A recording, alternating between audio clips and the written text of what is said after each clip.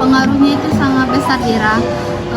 Distribusi pendapatan itu mempengaruhi kemiskinan, pengangguran, stabilitas ekonomi, bahkan pertumbuhan ekonomi. Jadi, kalau distribusi pendapatan baik, kemiskinan dan pengangguran bisa berkurang.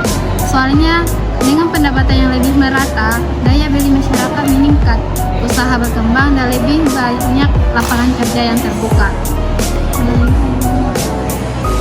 Jadi, ada juga yang bisa menyebabkan ketimpangan sosial, bahkan menghambat pertumbuhan ekonomi.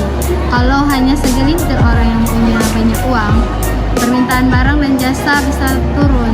Akhirnya ekonomi akan turun. Wah, berarti distribusi pendapatan penting banget ya.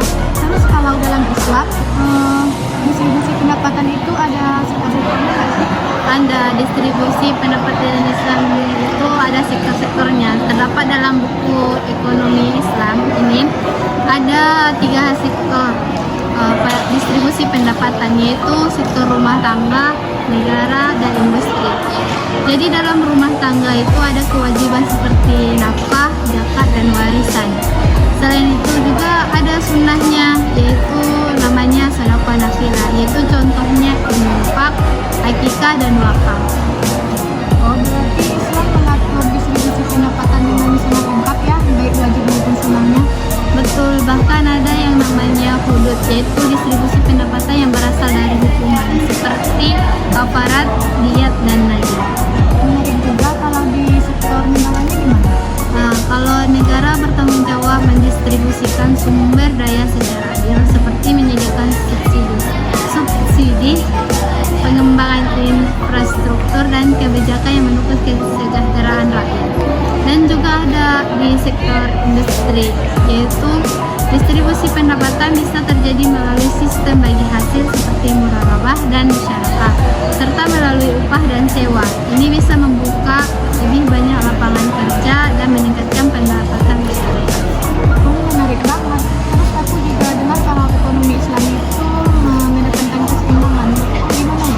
Iya, dalam ekonomi Islam, keseimbangan itu ada di 2 aspek. Pertama itu keseimbangan antara kebutuhan jasmani dan rohani. Artinya kita boleh bekerja keras, tapi jangan sampai melupakan ibadah.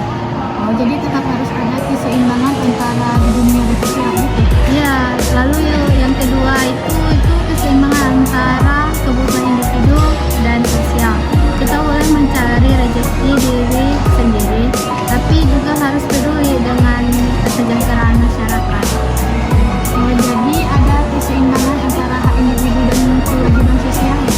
Iya, makanya distribusi pendapatan ini juga punya nilai guna yang sangat besar. Oh ya, apa gunanya itu?